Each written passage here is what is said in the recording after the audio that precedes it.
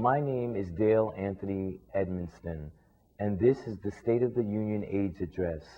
You must understand this World AIDS Day marks the 20th observation, and the theme is Leadership Highlights the Need of Innovation, Vision, and Perseverance in the Face of the AIDS Challenge.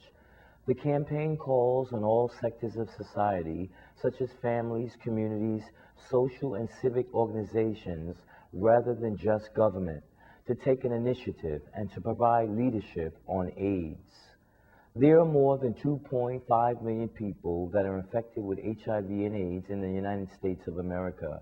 The majority is people of color, and I'm an African American and one of the many faces of AIDS.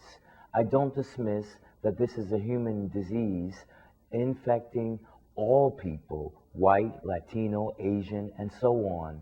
But as I've traveled the country in my last 22 years of living with HIV, it is clear that the most unfortunate, that the hardest hit is people of color.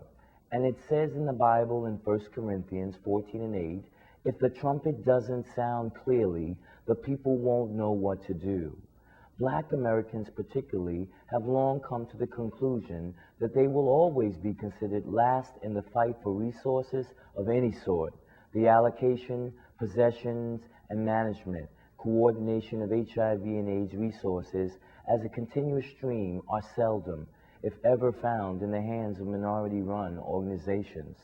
The beginning in the early stages of the HIV and AIDS crisis, a large segment of uninformed black people believed that blacks had been spared a deadly disease. Indeed, since many of those in the black community refused to admit there were any homosexuals or persons using intravenous drug users within their racial group, diluted the thoughts of having escaped were possible.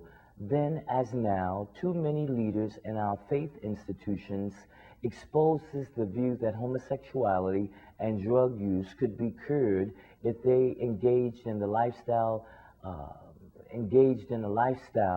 to choose differently.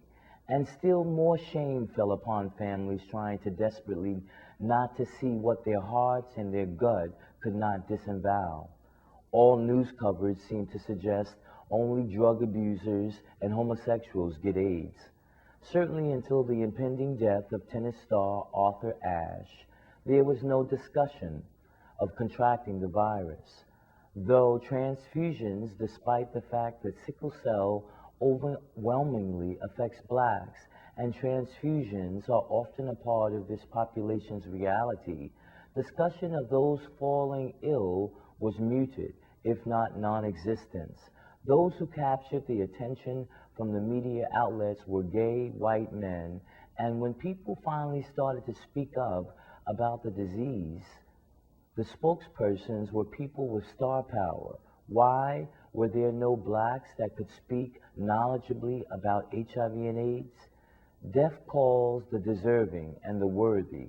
Those succumbing to HIV were extraordinary individuals, actors, writers, entertainers of means. But just as blacks seemed to get comfortable with whom was dying, our babies started dying, our stars started dying, seemed less random. Even our history makers, heterosexual, community-minded, positively directed, were weakened by the tainted blood transfusions. Suddenly, those who deserved death and those worthy individuals became intertwined, and the call for resources grew differently.